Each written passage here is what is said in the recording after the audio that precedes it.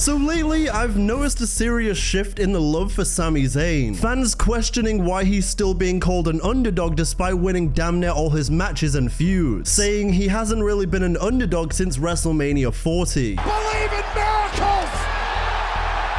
Hurry, Sami! The cover! Yes! His winning of the Karrion Kross feud frustrating many, and now seemingly doing the same to Solo Sikoa. Some even going as far to call him Sammy Hogan. And on this episode of Smackdown, he once again beats Solo Sikoa. Haluma!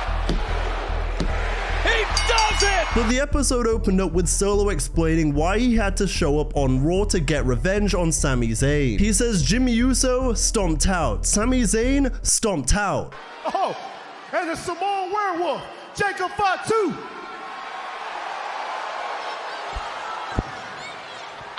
Stop out! Words can't describe just how entertaining this guy has become.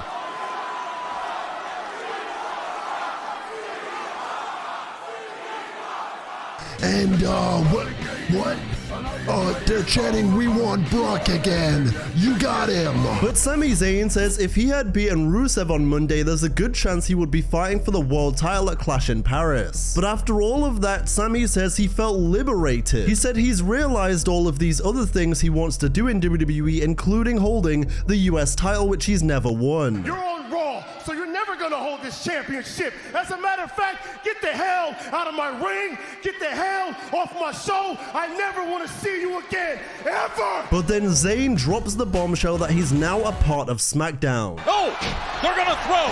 Oh, And the MFTs are quick on the spot. what an egregious error from Sami Zayn right off the bat. Damn, bro, they brawling on the King of the Hill logo ring? No. They're taking on Big Tama. He's in strength of Tama Tonga.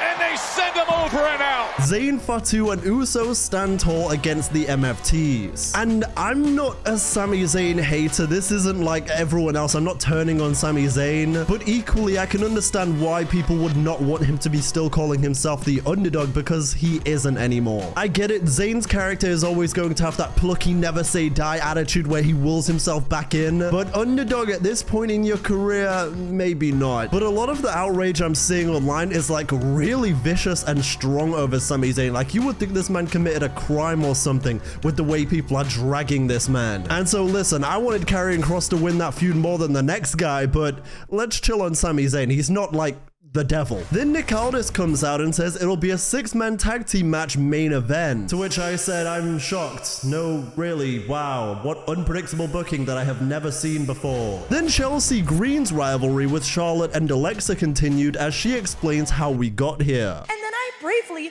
took a funfetti cake straight to the face, and I could have been severely injured. It was disgusting. Disgusting! Alba says Piper is going to take out Alexa, and then the Secret Service is going to confiscate those tag titles. Oh, Postman Slam. And did you see the impact? And once again, a really entertaining night for Piper Niven. Mean, moody, and magnificent. And maybe just a little overly confident right now in the middle. She is so underrated, and I hope she gets a bigger push someday. But in the end, after some shenanigans at ringside, Alexa Bliss would roll up Piper for the win. The roll-up. Here's the roll-up. But even with the champs winning, the Secret Service weren't done yet. Of Chelsea Green. Oh, and now the numbers catching up. They're on a senton. Oh, no. Piper's in position.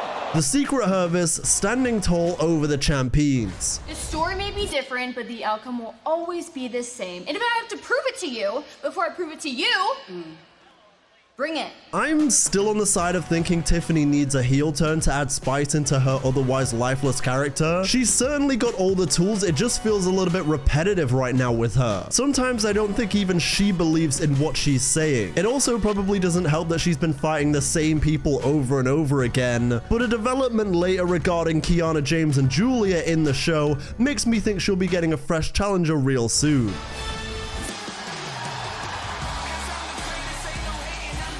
What, that pop that you heard? That was for Lesnar. They want Brock. They got him.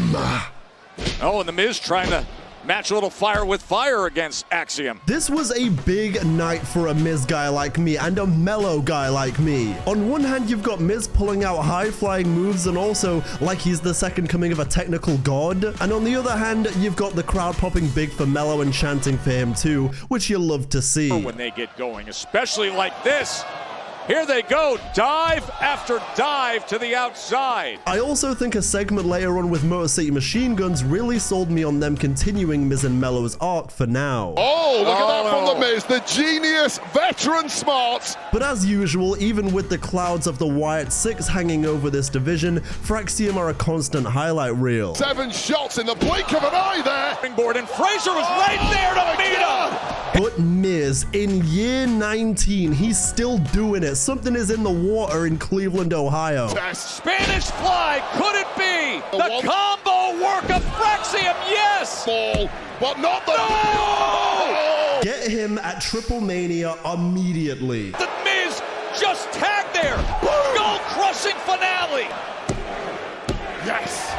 Miz once again causing tension between him and Mellow, and I think it's only a matter of time before this explodes. There may be a path here for Zayn winning the US title only for Mellow to beat Zayn, because what a match that would be. By the way, you can get 15% off Fire Wrestling merch on Blacksmith Apparel with the discount code DDJ15. They have a ton of unique wrestling merch from the likes of Will Ospreay and Kurt Angle. From jackets to jerseys, t-shirts, and more, use DDJ15 for 15% off today. And one thing I do want to respond to is that every now and again, if I say that I enjoyed a certain episode of Weekly Wrestling, people are always going to be like, well, what? This was terrible. Okay, I guess. Guys, you've got to understand two things here. One, I am an optimist. I'm always going to try and point out the things that I enjoy more than the negative, because what's the point in living my life that way? And two, it's different for you and I. I'm reviewing this, I'm making a video out of it, and if I'm not going to enjoy it, then I'm not going to make the video. Whereas for you, if you're not enjoying Weekly Wrestling, you can just go about your day and do something else. It's different, okay? I have to go ahead and find something I can enjoy, or else I will lose my damn mind. So I try my best to focus on the positives here.